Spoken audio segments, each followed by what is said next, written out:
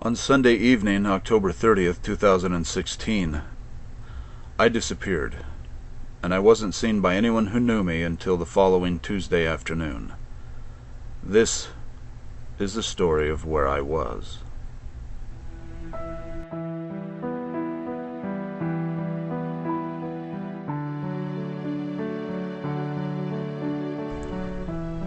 Welcome to a special voyage of the Morningstar. This is not so much about where the Morningstar has taken me, but about where life took me. A certain amount of background is necessary. From this point on, I will not mince words, nor will I play games. In 2010, in the fall, I went to get a prescription from my pharmacy. They put the right label on the bottle, but put the wrong prescription in the bottle. This caused me to take a massive overdose of a Parkinson's medication, which left me in the emergency room in restraints for a week. I didn't know who I was, who my family was. I didn't know where I was. I was constantly hallucinating. They found the problem and were able to detox me, and when I returned home I found that the medication had damaged the left hemisphere of my brain. A variety of important areas had been burned out. I lost all of my mathematics skills. I lost a great deal of my logic skills. I can no longer play chess well. My balance centers are affected. This caused me to be diagnosed with bipolar 1, with hallucinations, post-traumatic stress disorder, anxiety, and adult-onset ADD. I met with a variety of psychiatrists and psychologists who prescribed a variety of medications. I went through the gambit of trying all the medications that they recommended, and because my injury was from a medicinal overdose, my brain did not react well to additional chemicals being introduced into it. We reached the point where they wanted to prescribe Depakote, which would require continual blood tests to make sure it wasn't damaging any of my organs. I decided that was going entirely the wrong direction, and I went back to my roots. I control my mental illnesses with hypnosis, self-hypnosis, with positive visualizations, with coping skills, and with life skills, and that works very well for me. When there is an excess of emotional pressure, things become a bit more difficult for me. I have a tendency to have transient dissociative episodes. That means that I will pop in and out. I will zone in and out. In the summer of this year, 2016, I found that my wife of 27 years was having an affair with a girlfriend of hers. Shortly after that, she chose to leave me and our family and move in with her girlfriend, Melanie Willison, and her 3 children and her husband. I filed for divorce. We sold the house. I took my half of the proceeds and I bought the Morningstar and my Mustang, and I took to southern Utah on September 8th. I returned here a month later. Being back has caused me a certain amount of emotional stress. While I was gone, I was able to put everything behind me. Now that I am back in the valley, I am very poignantly aware of what I have lost. I live in an RV park. I live in the Morningstar. And as I go to places and visit people that are familiar, places that I used to visit and then go home from, I'm very aware that I have no home. I have no house. I have no foundation. My children live in Ogden, and my grandchildren are the lights of my life, and I'm so glad to be close to them. But here, there are moments that are very isolating. There are times that I miss my life. I miss what was. And fortunately, I have a tremendous future that keeps me focused on what will be and what could be. Recently, the added emotional pressure has caused my dissociative episodes to increase, and I pop in and out a little bit more than normal. And my therapist has expressed some concern, and she said that it might be a good idea if we called in some of the big guns. She recommended that I go to Salt Lake Behavioral Health for a consultation, which I did on Sunday afternoon. I met with a very pleasant lady in the admitting department. We spoke for an hour and a half. I expressed my concerns that I was only looking for information, for coping skills, for new strategies on how to control popping in and out. She reassured me that I was in the right place, that I would be able to sit down and speak with the doctor. However, I would need to check myself in, spend the night, and then see the doctor the following day, after which she assured me I could check myself out any time I chose. I expressed a concern that I had been in restraints with my brain injury and that I'm very hypersensitive to being locked in and being trapped. And again, she assured me that I could sign myself out any time I chose once I spoke with the doctor. And I said I'm not looking for medication. I reminded her of that, and she said she understood that, and that if that's what the doctor wanted, I could sign a form stating that I was leaving against medical advice, an AMA form. She said I could do that and then leave. I felt with these reassurances that this might be a good idea. If I did nothing, then nothing would change. But my goal was to learn, was to get more input, was to get a little bit better. So I signed myself in. This was about 10 o'clock.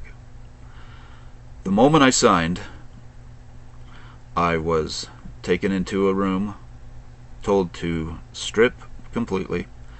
They took everything I had, inventoried it, took it away, checked my skin to make sure I didn't have any strange communicable diseases, and they said that if I had any tattoos or scars, they needed to log that to make sure that when I left I didn't have anything that I didn't come in with. Then they allowed me my socks, my undies, my pants, and my shirt, which I gratefully put back on, but my pants were kind of big because I didn't have my belt, and I had to hang on to them. They took me up to floor number 5, which is a secure psych wing. It was about 11:30 at this point. I was assigned a room. The bed was not made. It took them some time to make the bed and find a pillow.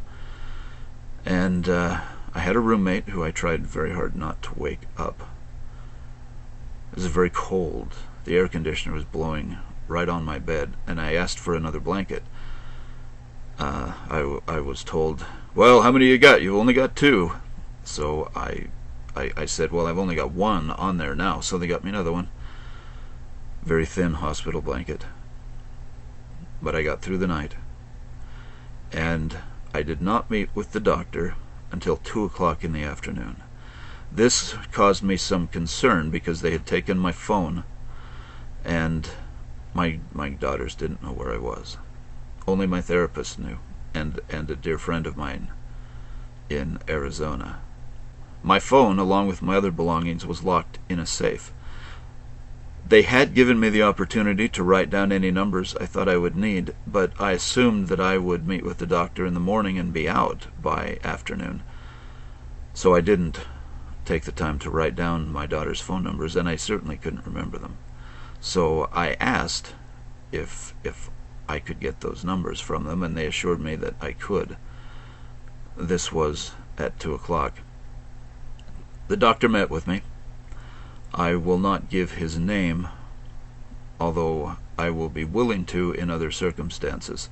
He looked at my record, and I have trigeminal neuralgia on both sides of my face. That is a neurological irritation that causes severe pain and electric shocks to go through my face from time to time. Oddly enough, spiced Caribbean rum along with ibuprofen periodically will help, 2 or 3 ounces. And I use that medicinally only once or twice a week, couple times a month. Very, very rarely. I prefer not to go that route. And he noticed on my chart that that was listed, and he said, "I don't understand something." He said, I can see that you're wearing temple garments, but how can you wear temple garments when you're a drinker?" And I said, I'm not a drinker. It's something my doctor and I have discussed, and I use it medicinally. And he said, "Well, I don't see how you can be drinking rum and still wear your temple garments." He then went on to give me a number of tests to see if I was indeed bipolar, and he finally agreed that I was. He said, "Well, bipolar is a chemical disorder, which means you have to be on medication." He said there's only 4 ways to respond to anything. 2 of them are right and 2 of them are wrong. You either do what is right or you don't do what is wrong. The wrong ways are to do what is wrong or not do what is right. He said someone with OCD wouldn't touch the table, and if they did, they would go wash their hands. He said not touching the table is not doing what you should. It's not doing what's right. And then washing your hands afterwards is doing what you shouldn't. He said so the proper treatment for that would be to force them to touch the table and then not allow them to wash their hands. I had explained to him how being locked up causes me a great deal of anxiety and flashbacks to the time I was in restraints. He said, "The best thing for you would be to lock you up 2 or 3 more nights." He said, "Someone like you I would like to put in a dark room, to lock you in a dark room for 17 hours. And then he said there's only 4 medications for bipolar. He listed them off, and I have already been on most of them with no success, which is why I'm not on them anymore. He said, "Which one of those do you want to go with?" And I said, "At this point, I'm not willing to consider a medicinal option. I'm looking for coping skills." He became very exasperated. He said, "So I wasted the last 2 hours of my time talking to you when you won't even help yourself." He took the paper that he'd been writing on, tore it in half, became very upset. I said, "It hasn't been a waste. You've given me some interesting information." He said, "But you're not going to do anything about it." I said, "Not chemically, no." And I said, now that I've spoken with you, I'd like to check myself out." He said, "Well, I'll have to talk to my team about that tomorrow morning."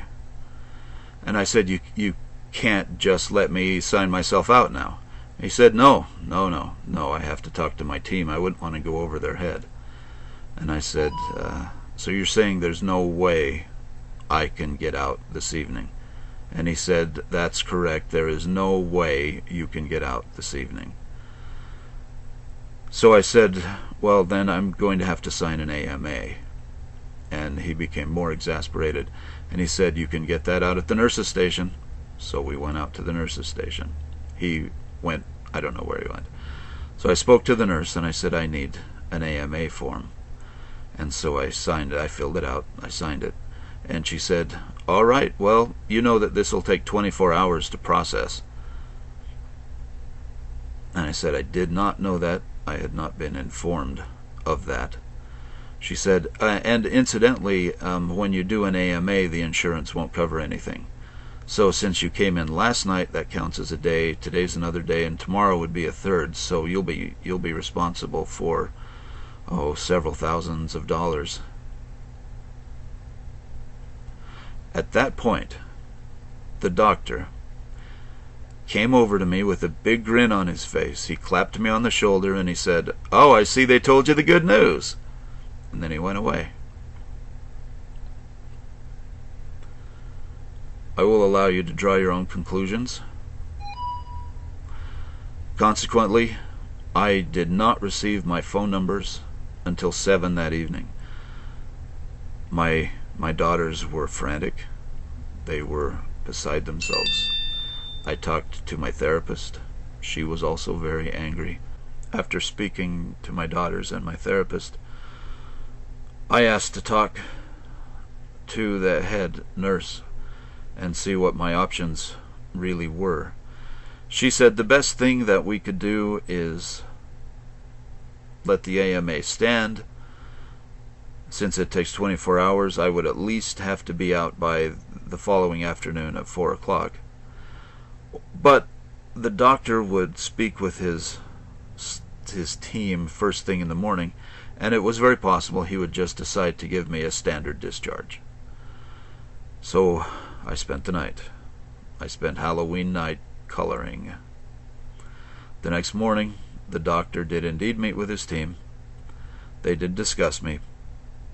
One of his team members told me after that I was indeed going home, and I said, "So the doctor's giving me a standard discharge?"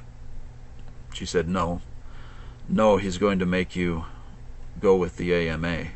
Although the AMA had until 4 o'clock, they began to process my release. I spoke with a dietitian, with a psychiatrist, with the nurses, everyone filling out forms, and I spoke to who I thought at the time was a hospital administrator, but I find out that she was actually a physician's assistant. I told her my concerns, because she said, what's going on? Why are you doing an AMA? And I told her why I had come in, that I was just looking for some information, for some coping skills. I said, admissions told me I could check myself out any time I chose after I had spoken with the doctor. And she said to me, they say that to everyone. It allows them to get people up here easier. She said in an emergency room environment especially, people can become very agitated. So they tell them that so they can at least just get them up here without an incident. I said I was also not informed that an AMA would take 24 hours or that insurance would not cover it. She said to me, I've never seen insurance not cover an AMA. That's something that the nurses station always tells people just to keep them here.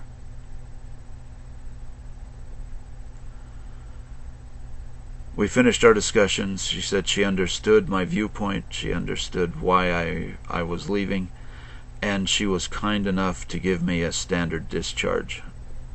She said, we'll get rid of the AMA so you don't have to worry about the insurance coverage or anything like that. And I said, I appreciate that very much. After that, I spoke to the hospital patient liaison and expressed my concerns about how I had both been lied to and about how my patient rights had been infringed in the manner of being mocked by the doctor. That is not appropriate. She took notes. She wrote things down. She said there are definitely things there that needed to be addressed. She thanked me and then she left. Shortly after that, they walked me down. I received my possessions, and I was released at 12:30 on Tuesday, November 1st. I visited Salt Lake Behavioral Health's website, and I looked on their staff page. There are no pictures of any of their staff, and the doctor that I dealt with is not even listed. I've stated these facts as unemotionally as I can in order to allow you to make your own decisions and to feel your own feelings towards my experience. I have done this so that I may not be suspected of slandering the establishment or the individuals that I came in contact with. I'm merely telling you the facts as they happen. Here are my personal feelings. I'm pretty freaking pissed. And if there's any lesson that's going to be learned, it is, if you're going to mock a patient, if you're going to belittle their helplessness, don't do it to a broadcaster.